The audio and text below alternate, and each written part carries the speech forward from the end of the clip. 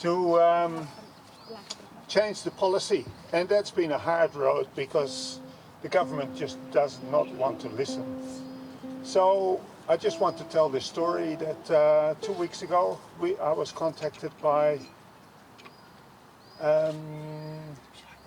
Bill Smart, thank you, Bill Smart, who lives up in Perup, and he told me I can't handle this, I'm devastated. DBCA told him that they were going to burn this block of bush, and he has been actually there living for 30 years, and he said he was in that bush on a daily basis, like photographing numbats, photographing birds, and so he got a notice in the mail saying that the government decided to burn this country. And he thought, yeah, well, why not, you know, a prescribed burn. Prescribed burns are good, they save us. And then one morning the troops came in and they started lighting up the edge of this bush. And then the helicopter came in and dropped incendiaries over the whole bush. And a fire resulted, which was like an inferno, and incinerated this country. 1,855 hectares were reduced to ash. Bill told me that according to his calculations, there were 65 numbats in this bush. And he had actually made personal friends with these numbats. One numbat came up to his house and moved into and had a look around in his shed, which he photographed. And while the fire was going on, he actually photographed a numbat which ran out of the bush and sort of was totally stunned and then disappeared back into the bush. So Bill contacted me and I thought, this is big, because 65 numbats is actually like the estimated population on this planet of numbats is between 1,000 and 2,000. So 65 numbats is a huge percentage of the total population on this planet. So Joanna Young, Mike Hemmings, Barbara Thane and myself went up and we spent the whole day there. We walked over the bush, we took drone footage. It is a war zone. It is absolutely disgusting. So we also looked at like 18 months prior to this incineration, a DBCA officer came into this bush and went around with Bill Smart, and they actually marked dens. They marked spots where numbats were seen. And so we went and looked for those sites, and of course most of them were not recognizable.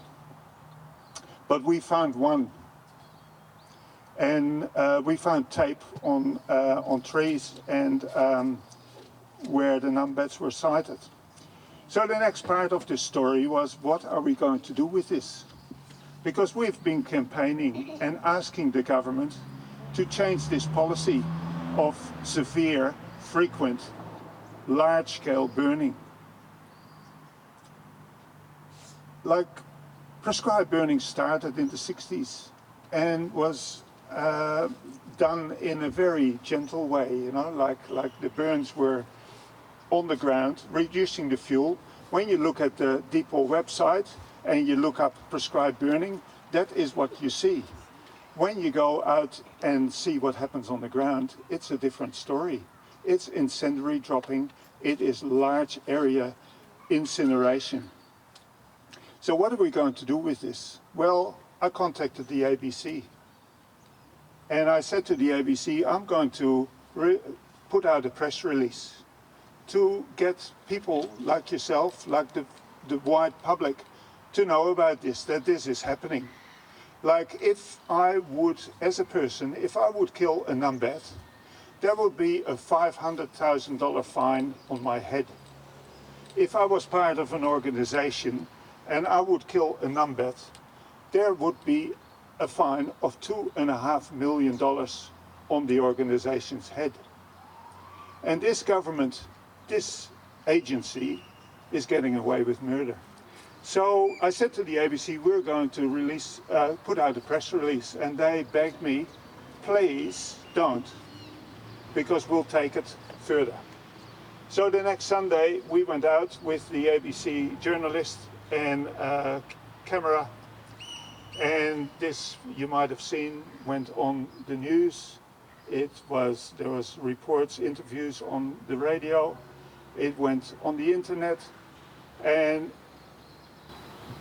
then the interesting thing happened, that the Shadow Minister of Environment asked the Minister of Environment questions about this demise of numbats. And the answer of the Minister was, no numbats perished in this fire. The dens were all raked around. There were trucks with water which prevented the dens burning, and no numbats lost their lives. So then the next day the Premier was asked the same question, and he answered the same thing. My agency has advised me that all numbat habitats were protected. No numbats lost their life. So I've just written to the Premier this morning, yesterday, and I demanded that that an independent team goes into this block and reports and assesses the situation and reports back to him. And I hope this is going to happen. And if it doesn't happen, we'll take it further. GWN did an interview with the farmer. They did an interview with Joanna Young, which went all over. And people are upset. We have a Facebook group which Donald Clark set up, and which was called Prescribed Burns ? We changed that to our organization's name, Fire and Biodiversity WA. That acquired 500 members within a few days. You know, like it just went up. I put a petition on there. We have raised thousands of dollars in the last couple of weeks. People are very, very concerned. This afternoon I heard that within the ministry there is serious doubt about the validity of DBCA's statement. So I think this will be a big story. So previously, when incinerations like this happened, and we questioned those incinerations, like peat swamps we've lost granite outcrops, we've lost riparian zones, we have lost coastal heath through this method. And we questioned all these burns, and we didn't get any reply. Now 65 numbats have perished. There is response. So I think the life of those numbats to have brought this into the public view. Thank you.